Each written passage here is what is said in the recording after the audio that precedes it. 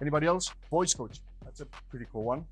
Same thing. You go on Google, you type in exactly that phrase. It's going to auto-populate the things that people are searching for. If you don't find, let's say, something that has over 1,000 searches, you go to YouTube, and it's going to do the same thing. The moment you just type in voice coaching or how to improve your voice, whatever, if it's about speakers, things like that, it's going to auto-populate all the things that people are searching for on YouTube. Brando, hey, let me tell you the truth. It's not about who you know, but who knows you. Brando, it's your story. You can rewrite it if you so choose. It's your life. You decide those moves. Brando, you want to talk about getting the bag? He built a 7-figure brand from scratch.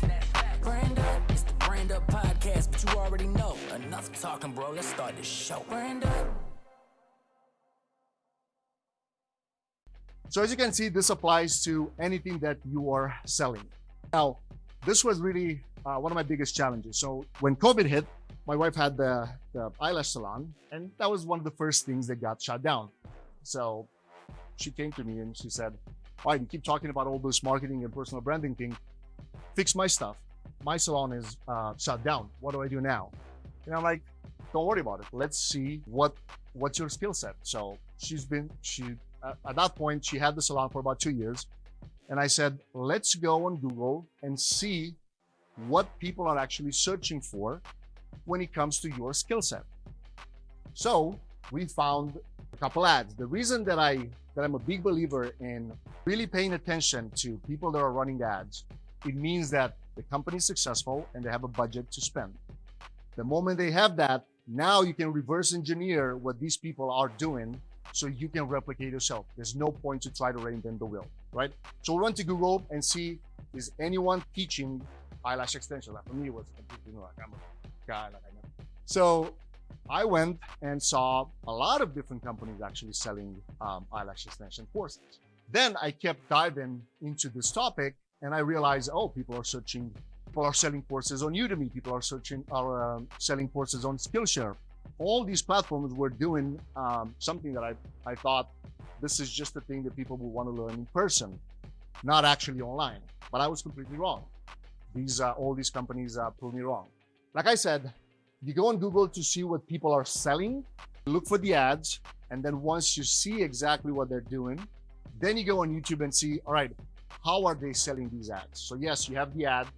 You can see exactly what are the things that they're promoting. But then you go on Google and the same company, you can type in their name and then you'll see exactly what they talk about in their content. Then you can identify, I put in here different industries just so you guys see it doesn't only apply to like the beauty industry or to only one specific service. This is in fitness, right? Like you identify relevant videos that have lots of views. Why do you want lots of views? It means it's a demand for that topic. You don't want to start creating stuff that people are not interested in. Then you identify competitor channels, right? YouTube, again, is the second biggest search engine in the world and it's owned by Google. But at the end of the day, they're two completely different intents. Then this is one of the biggest in my opinion. A lot of people don't know this, but you can actually go and you can write this down. It's facebook.com/ads/library. And you can type in all your competitors' names. And guess what?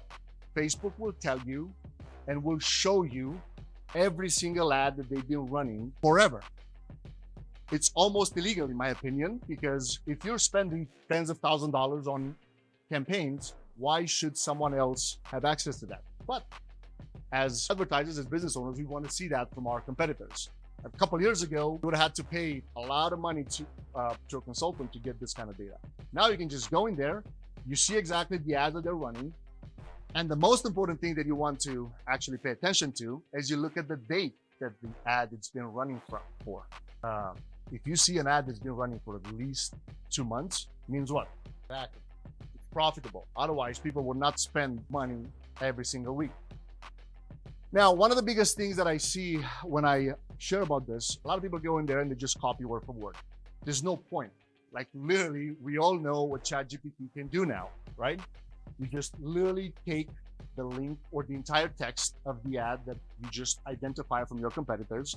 You just paste it into ChatGPT and you literally tell it to write a better copy, right? Like you can use it for all your ads, headlines, landing pages, scripts, and then it's going to give you all kinds of results back.